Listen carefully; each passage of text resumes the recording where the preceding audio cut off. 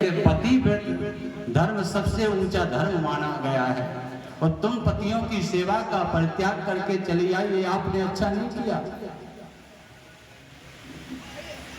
गोपियां नीचे सिर किए हुए कह रही हैं, मोहन पहले तो बांसुरी बजा करके तुम बुलाते हो और जब प्रेमी तुम्हारे पास आ जाता है तो तुम उससे प्रश्न करने लगते हो, ये तुम अच्छा नहीं करते हो। आज नीचे गर्दन किए हुए एक गोपी कहने लगी, कन्हैया अगर तुम्हें भी कोई दृष्टांत आता है तो मुझे भी दृष्टांत आते हैं, मैं भी आपको एक दृष्टांत देती हूं। एक पति पत्नी आपस में बहुत प्रेम करते थे और जब घर में धन की कमी हुई तो पति ने कहा अपनी पत्नी से कि देवी हम कहीं विदेश धन कमाने के लिए जा रहे हैं। जैसे उस पत्नी ने सुना, पत्नी चरणों में गिर पड़ी। फिर कन्हैया उसने जब चरणों में गिर पड़ी तो पति ने कहा कि हम 1-2 वर्ष के बाद वापस आ जाएंगे। तो पत्नी कहने लगी, तुम 1-2 वर्ष में आओगे, तब तक मैं जिंदा रहूं ना रहूं ये कोई गारंटी नहीं है। मैं आपके बिना एक पल नहीं रह सकती। तो पति ने कह दिया, ये काम करना, तुम एक मेरे जैसा मिट्टी का पुतला बनाना, और मिट्टी का पुतला बना करके और तुम मुझमें उसमें मुझे देखना और मेरी जैसी सेवा करती हो वैसे उस पुतले की सेवा करना। आज पत्नी को समझा दिया।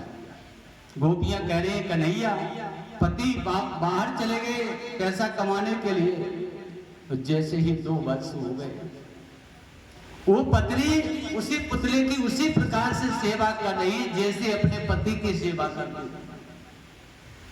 तो कन्हैया कहने लगे, देखो देवी मैंने कहा कि पति धर्म सबसे बड़ा धर्म है।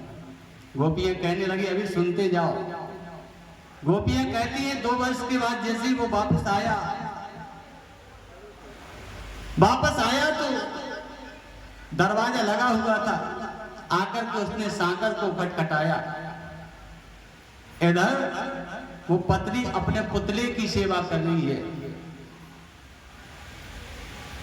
तो कन्हैया से प्रश्न करती हैं गोपियां कि कन्हैया अब आप बताओ कि जो साक्षात पति दरवाजा खटखटा रहे हैं, क्या इसको दरवाजा खोलना चाहिए कि मिट्टी के पति की पूजा करना चाहिए?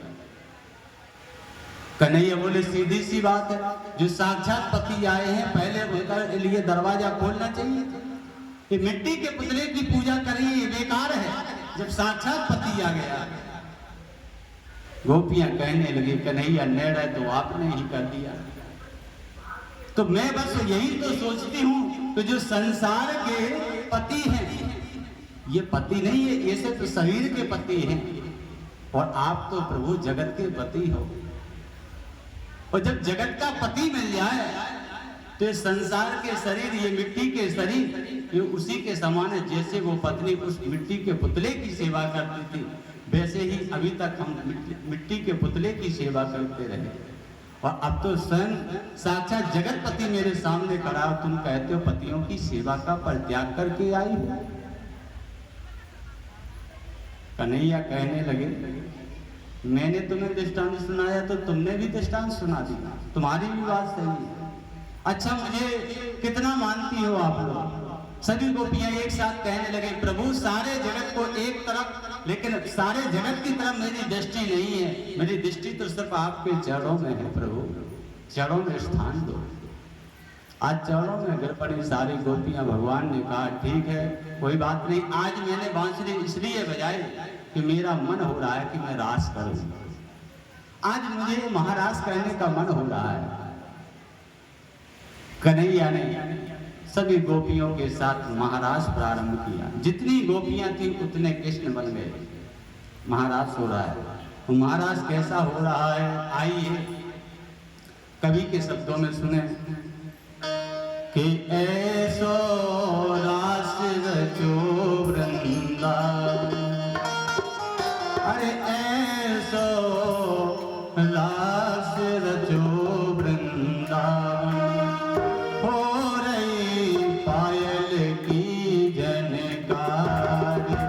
ऐसो रास रचो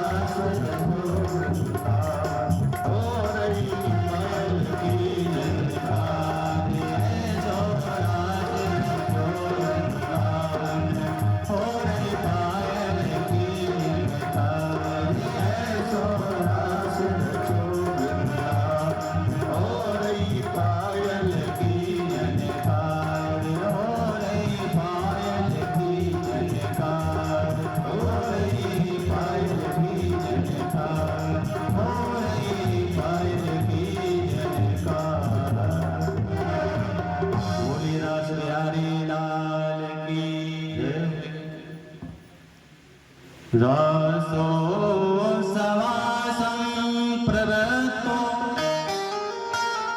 गोपी मंडलमंडिता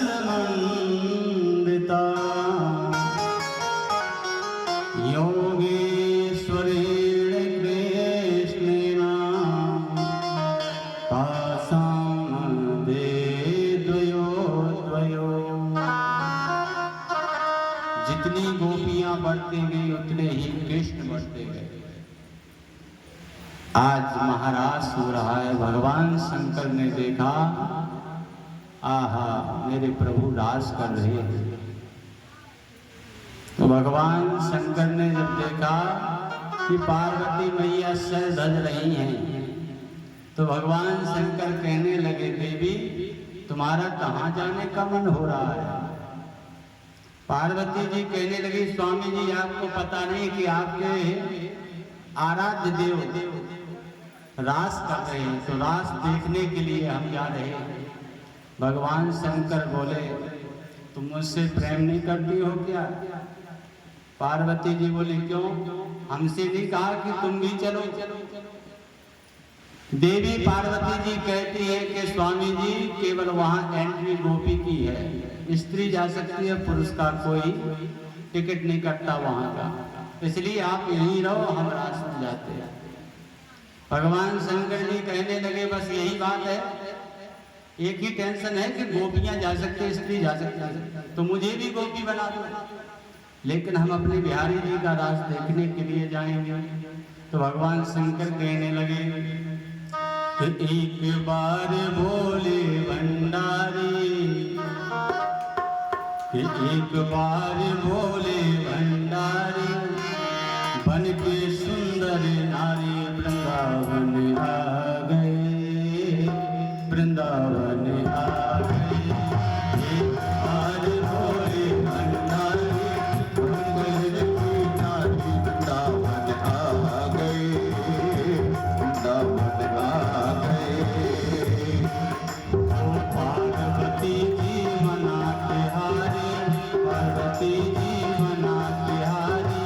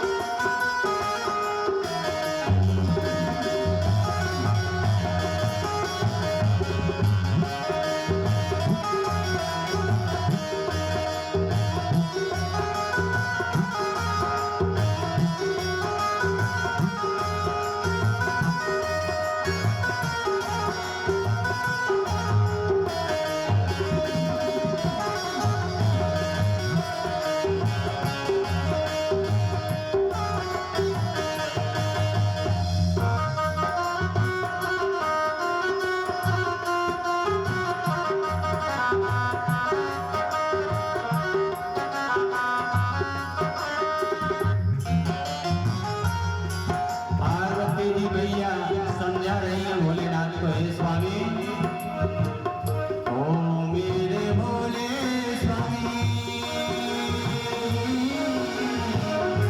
कैसे ले जाऊं तुम्हें साथ में हो, तुम्हें साथ में हो मेरे भोले स्वामी,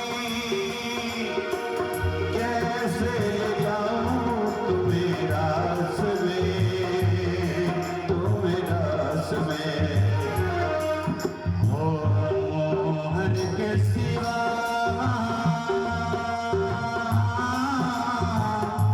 कोई पुरुष ना जाए रास में हो, कोई रास में हो मोहन के सिवा जय हो पुरुष ना जाए रास में, रास में ओ हंसी करेगी ब्रज की नारी, हंसी करेगी ब्रज की नारी, मानो बात हमारे के ब्रज में आ गए, ब्रज में आ गए, एक बार बोले भंडारी, मन के बल की नारी ब्रज में आ गए, वृंदावन आ गए।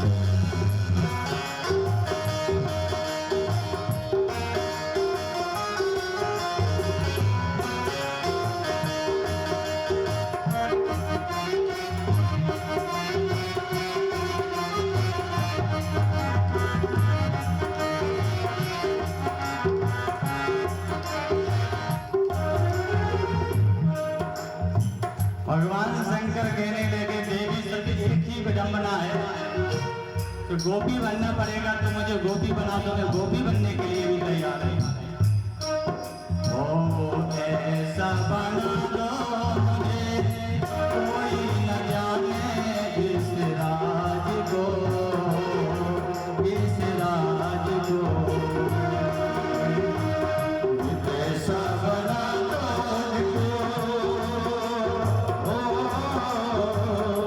कोई न समझे इस राज को, इस राज को। और स्वामी जी भगवान शंकर कहने लगे देवी ओ मैं हूँ सहेली तेरी, ऐसा बताना ब्रजराज को, ब्रजराज को मैं हूँ सहेली हो, ऐसा बताना ब्रजराज को, ब्रजराज को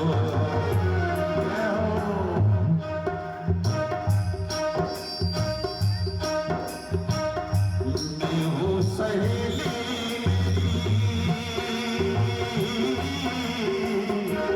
ऐसा बताना ब्रजराज को, ब्रजराज को वो बांध के जूड़ा पहन के साड़ी, जूड़ा पहन के साड़ी, चल चले मत भाई कथा आ गए,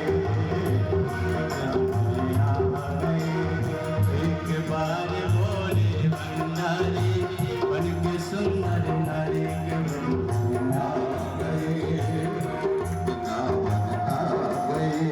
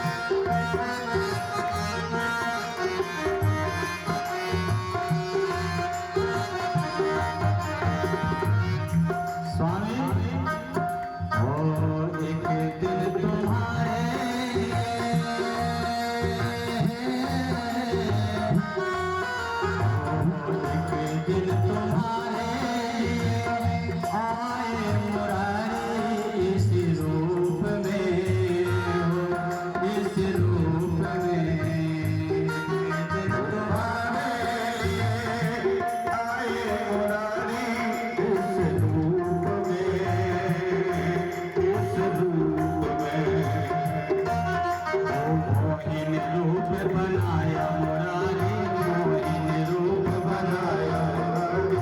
अब ये बारी तुम्हारी कि ब्रज में आ गए, ब्रज में आ गए। तुम्हारे भोले भंडारी बन गए गिरधारी, वृंदावन आ गए, वृंदावन आ गए।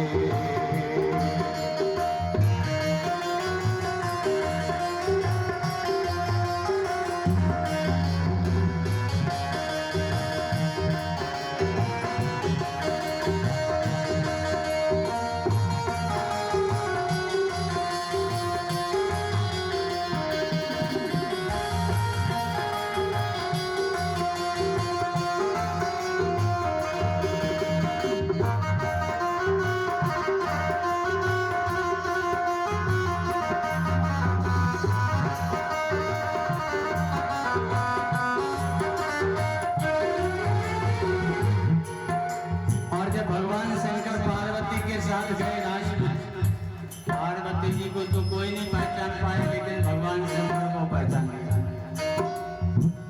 एक गोपी ने हाथ जैसे ही पकड़ा, बोले ये गोपी नहीं हो सकती है, लगता है कि कोई छल करके आया है। भगवान की तरफ इशारा किया, भगवान समझ गए। ओ देखा मोहन ने